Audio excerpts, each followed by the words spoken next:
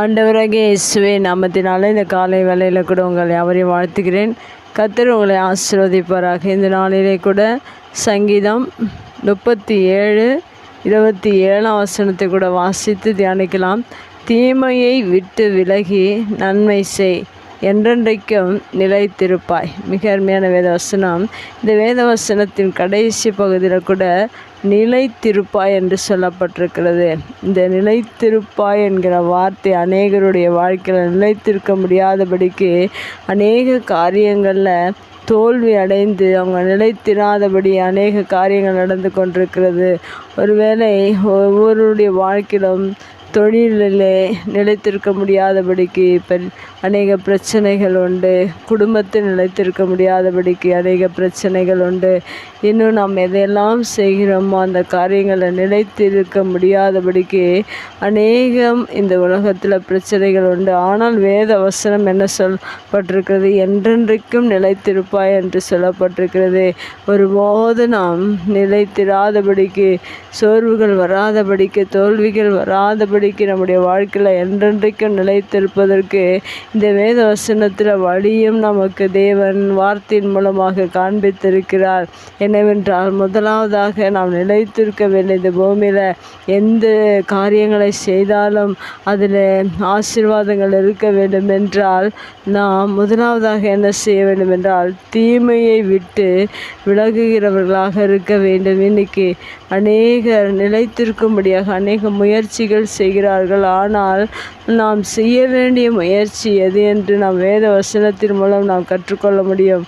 முதலாவதாக நீங்கள் நிலைத்திருக்கும்படியாக உங்கள் வாழ்க்கையில் தீமையை விட்டு விலகுகிறவர்களாக இருக்க வேண்டும்.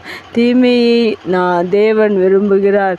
தேவனுக்கு பிரியமில்லாத காரியம் என்பதை நாம் அறிந்து அந்த தீமையான காரியங்களை விட்டு விலகும்போது மெய்யாகவே இந்த பூமியில் என்றென்றைக்கும் நாம் நிலைத்திருப்பது மிகவும் உண்மையான ஒரு காரியமாக இருக்கிறது.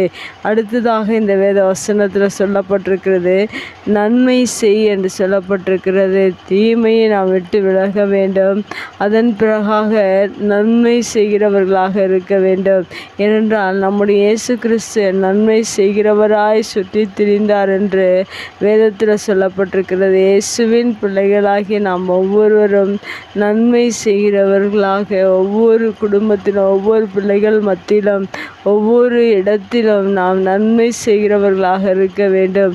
தீமையான காரியங்களை விட்டு விலகுகிறவர்களாக இருக்க வேண்டும். ஒவ்வொரு நாளிலும் நாம் இந்த பூமியில் தீமையை வெறுத்து தீமையை விட்டு விலகி நன்மை செய்தோம் என்றால் நாம் என்றென்றைக்கும் நிலைத்திருக்க முடியும். நம்முடைய குடும்பங்கள், நம்முடைய பிள்ளைகள், நமக்கு உண்டான எல்லாவற்றிலும் தேவன் நிலைத்திருக்கும்படியாக ஒரு அனுபவத்தை நமக்கு கொடுக்கிறவராக இருக்கிறார்.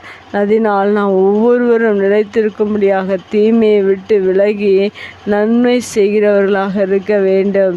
ஏனென்றால் அநேகருடைய வாழ்க்கையில் தோல்விகள், பிரச்சனைகள், போராட்டங்கள் அநேகம் வந்து அநேக மனிதரை அழித்து கொண்டிருக்கிறோம். ஆனாலும் நாம் நிலைத்திருக்கும்படியாக நாம் ஒவ்வொரு நாளிலும் தீமையை விட்டு விலகுகிறவர்களாக இருக்க வேண்டும். நாம் ஒவ்வொரு நாளும் நன்மை செய்கிறவர்களாக இருக்க வேண்டும்.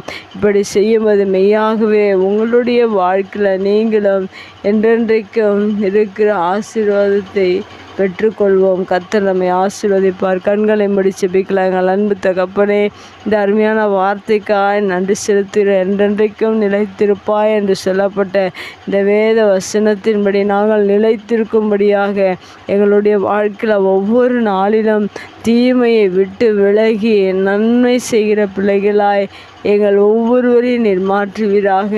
உங்கள் பிரசன்னம் எங்களோடு கூட இருக்கட்டும். இயேசுவின் நாமத்தில் ஜெபம் கேளும் நல்ல பிதாவே, ஆமென்.